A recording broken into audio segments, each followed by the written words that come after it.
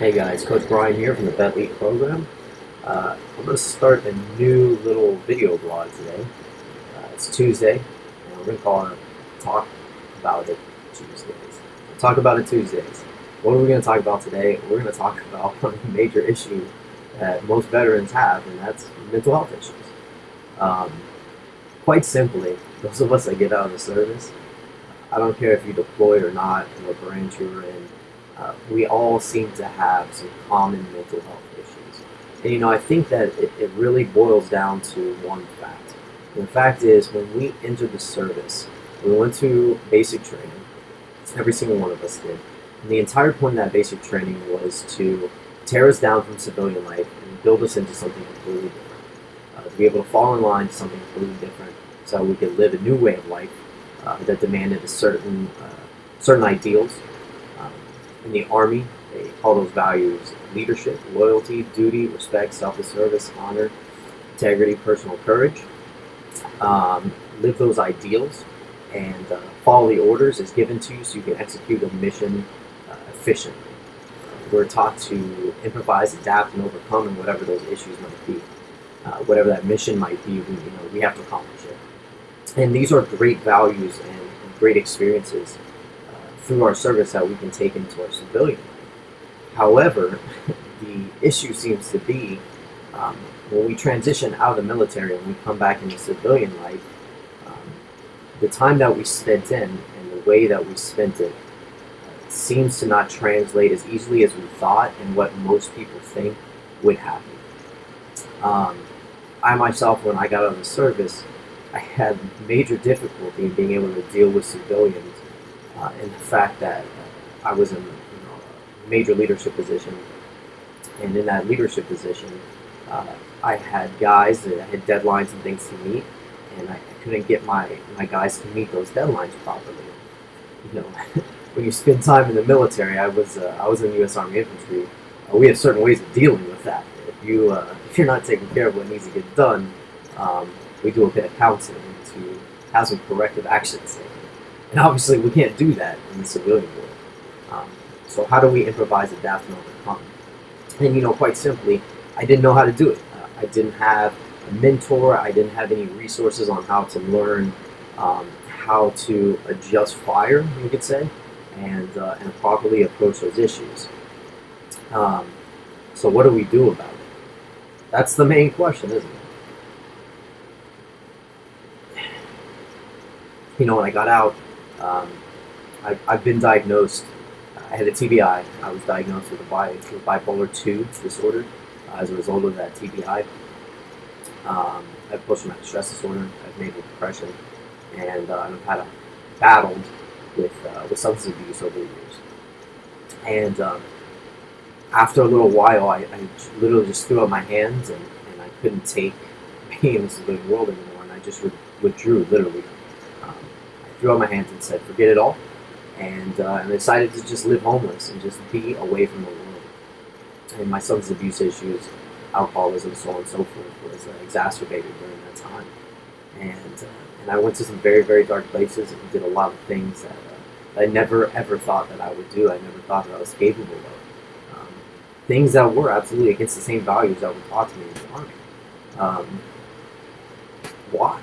Why would I do those things? Quite simply, I'm not in control. I was not in control. I didn't have the help that I needed. Organizations, you could say government organizations, that were supposed to be there for me were not there for me.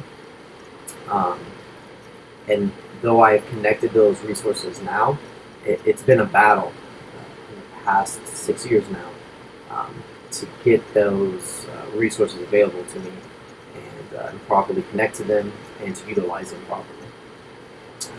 The truth is, for the most part, it really takes all the work on my side to be able to get it done, which is not something that I'm not used to. I mean, that's what we did. That's what we did in the military. That's what I did in the Army. Something gets done, you got to do it. You got to do it yourself a lot. But at the same time, you got teamwork. You've got battle buddies that are always there. They've got your back. You can always call them up. And when I got out, I didn't have that anymore. I didn't have anyone to reach to. I didn't have anyone to connect to and say, this is what's bothering me. These are the crazy thoughts that are going inside my head. Um, so they just sat there, and I just stewed on them. And that's what happened for years. The VA, the VA was a battle, and it continues to be a battle. And I want to say this now, as I continue to speak about the VA. The VA, from the time that I got out in 2010 to right now in 2016, has done some major improvement when it comes to working with veterans. Are they up to par? No, I don't believe so. Not at all.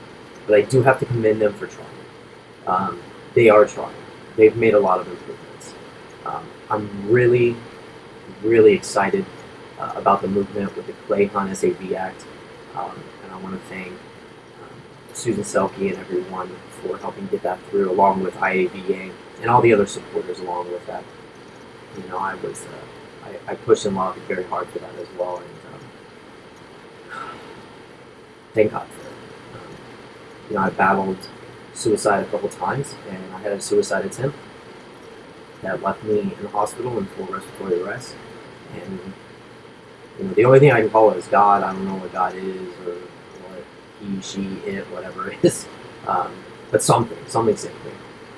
And I believe that thing saved me to be here to help others, to take my story of coming from the street and rising above that, and really having to put in a lot of intensive work on myself to be able to be in the position to help others.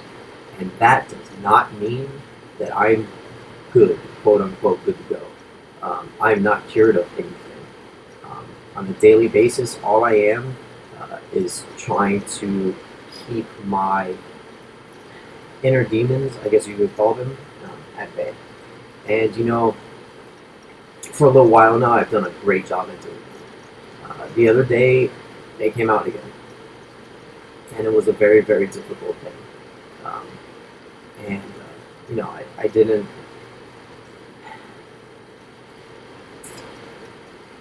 I reached out. Immediately, and in the places that I thought I would find support, like I did when I got out of the military, where I thought I'd get the support from the VA, and the places that you immediately expect to be able to get support from, I didn't find that there. I found people not grabbing my hand when I needed them to grab my hand. But in the call that I put out to people, so many other people reached out and grabbed my hand. People that I don't know. And I know them through Facebook. I've helped them with other veterans. In the Vetlete program, what I do is I'm not just a CrossFit Level 1 certified trainer. I also have a peer recovery specialist certification and a recovery support specialist, and I use that stuff to help other veterans access resources and to really just be there for them the same way that others have been there for me, and let them know that I know what it's like. I know what it's like to be so depressed and your heart rate be skyrocketed, and to feel like you have this spring inside your chest that is just twisted so much, and you don't know what to do, and this thing's ready to snap. And you don't know what you're going to do, but something bad might happen, but that they can call me. And there's a lot of people that call me in the middle of the night. And that's okay. I always have my phone on, and if people need to get to the hospital, we help them get to the hospital. If they just need to talk my ear off for hours in the middle of the night, and that's the deal. If we need to get a cup of coffee, then that's what we're going to do. And that's what people did for me. That's what people have been doing for me for the past couple of days, and I want to share that because we are not always good to go. This is not. Our battles coming out of the military are unique. Am I the only person in the world that has bipolar disorder? No. Am I the only person in the world that has substance abuse issues? No. Am I the only person in the world that has post-traumatic stress disorder? No. And that's not. None of that stuff there is veteran exclusive at all. There are plenty of civilians that have it as well. I mean, just think about it. Us as military veterans, we are a very, very small percentage of the population. The rest of the world is a lot larger than we are. But that being said, our small percentage of the population also has some special considerations. We deal with things in different ways. That added factor into it makes things different. And I want to encourage you, number one, if you're a civilian, um, if you see a veteran that's in distress, um, reach out to them. Um, Help them get to the resources that they need. Don't turn your back on them. They need your help. Um, we were there for you guys, whether you knew it or not. And we were doing a job that you might not want to do, and that's totally okay. That's your choice. It was our choice to go in. No one is trying to claim in the military community. I don't know anyone that's like, well, I did this and you didn't, so that makes me better than you. No, I don't know one veteran, active or prior service, that feels like that. Um, so I don't want anyone to get that impression. My only statement here is the fact that we did sacrifice, though. And in that sacrifice, we need some extra help because of that sacrifice. That's all. Because it's hard. It's really hard coming back out here. It's hard to lose your sense of duty, your sense of purpose, and to lose the teammates that you had side by side. It's hard to be out and know that friends are still in, and then get a report that they were killed in action, or that they came home too, and now they've committed suicide. 22 veterans a day are committing suicide. And whether you might not even know this fact, a large majority of that 22-day number, they're World War II veterans. I mean, don't get me wrong. There's a lot of post 9/11 veterans that are taking their lives, but there's a lot of World War II veterans that are also taking their lives. There's a lot of Vietnam veterans that are taking their lives. We're all struggling. The services that were just simply not there. A lot, I think, due into the part of not having enough research, enough funding for the research, just almost not even enough, I guess you could call it, interest in the issue, that prevented progress. But there's a lot of progress going on now, and I really want to commend anyone that's working in that field, civilian or not, that's trying to work on that stuff, or anyone that has PTSD or bipolar or substance abuse and that type of stuff. Because being on those front lines, that's a war right there. The war is not ending for people that come back that are military veterans. The war is still here for us. It's here at home. So we're fighting a battle, in our heads on multiple fronts of what's going on over there, what's going on with our friends that are still in service, what's going on with our friends that are out of the service, and then the frontline battle every day of how do I deal with my family? How do I deal with the screaming kids? How do I deal with going to school and I'm 28 years old or I'm 35 years old and I'm getting my degree and everyone in my class is 20 years old and they have zero life experience comparative to mine, and they're arguing issues that I went through, and they're not even giving me the time of day. Quite simply, it does frustrate us, and it's hard to keep our heads level in those situations. And I'm not trying to make excuses for anything. All I'm trying to do right now is just speak feelings and speak the facts in those feelings. So feelings aren't facts. We know that to be true. Feelings are not facts. However, it doesn't make them any less real. And that's what I'm talking about. Hashtag real talk. That's what I'm talking about right now. The Vetlete program that I'm running right now, it runs in South Florida. We're looking to take it nationwide. One thing at a time. So I've got 3 different affiliates, 3 different gyms down here that are running my programming. If you want to learn more information about the Vetlete program, it's www.vetlete, that's vetlete.org, and you can find out exactly where those are going on at. I'll shout them out real quick. So we've got CrossFit Kindle, we have CrossFit Kingdom, and we also have 6545 CrossFit. Everyone that is coaching our program at minimum holds the CrossFit Level 1 Trainer Certificate and is also either a military, law enforcement, or firefighter veteran. And we offer our classes for free. It's usually at least 1 hour a day throughout the week, where any of those types of veterans can come in and come work out with us. We do kind of military, law enforcement, firefighter style training. There's like a lot of buddy carries and things like that, and farmers carries, um, low crawls. We have a good time. We have a great time doing the type of training we do. You can sit there and you can go lift some heavy weight and really get some anger out if that's what you need to do. But that's a great thing too. Is our coaches, we understand. We know what it's like to be in the line of fire, or we know what it's like to be in a fire. We know what it's like to take our uniform and hang it up, to not have that. And we're there for you.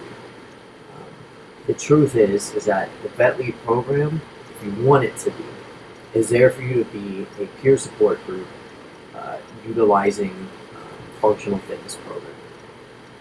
And that's what we want. We want you to be able to come out of your house, to leave school, to leave, you drop your kids off at daycare, whatever it might be, and come over with us and come get a release and come talk about whatever's going on. My athletes that I coach were there for me this past couple days when I needed them, and they're still there for me right now.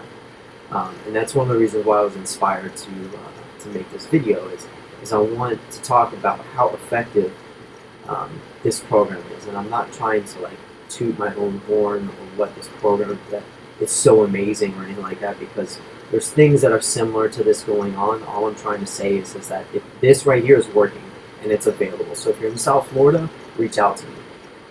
If you're an affiliate owner, functional fitness affiliate owner, and you would like to bring this program to your community, what we also do is we raise money, and we have some partnerships with some large veteran service organizations that actually give scholarships. We give scholarships to athletes that can't afford to be able to have a full unlimited membership to the gym, and we'll do 90-day scholarships. Then after that, we would like to hope that they have joined that family as a larger whole, and will continue on their membership and will pay for it themselves. So that's the long and the short of the way that the Vetlete program works. And the Vetlete program was there for me. I love that the way that this stuff really works, because I didn't make the program for me. I made the program for other people. I made it so that they could have it. And the truth is, at the end of the day, it came there for me. They helped me when I needed it. And there's something so beautiful in that. And I can't thank my athletes enough. I can't thank gym owners enough. Everyone that reached out to me. I went on Facebook and I literally put out a thing saying, this is a distress call, help. And within 30 seconds, I was having text messages, phone calls, Facebook messages, people sending me friend requests I didn't know that were reaching out to me. You guys are awesome. Thank you. Thank you so much for that. I really cannot express how grateful I am. I need you guys, and I know that you guys need me too. And, here's the progress I'm going to tell you right now. I don't feel suicidal. I don't feel like life is not worth it. And I've been there typically in the past. When large depressive episodes hit me, typically the final answer after this long period of time has been, it's not worth it anymore. Why do I keep going through this? Why do I stick around and continue to have this pain? It's just not worth it anymore. The hurt and the pain and the frustration is just too much to bear. And, not one person was like, suck it up. You're an infantryman. Remember all those long rock marches and all the training, the schools you went to, and so on and so forth. Think about that and remember that stuff. No one told me that, because we know that for some reason, despite having done all of that, right, we cannot marshal our will for those times right now, because the real truth of it is this: when you have a mental health disorder, a disease, whatever it is you wish to call it, Your brain is not in control. Does that mean you're not responsible for your actions? No. You're responsible for your actions. You're responsible for whatever the consequences may be. However, in those moments, they are pretty much out of your control. Your brain is hijacked. I know that mine is. It could be anger outbursts. It could be a manic episode driving around all night long. It could be go out and drink. It could be go out and use drugs. Whatever it might be. It could be, I want to go and kill myself. I want to swallow an entire bottle of pills. I just want to go to sleep and never wake up again. It could be crying for hours on end. And that whole time, what I've seen from other people, what they've told me, and what I've experienced is in that whole time, we're telling ourselves, stop. I don't want to do this anymore. Why do I feel like this? I don't want this. Why can't I just stop? And it's because we can't.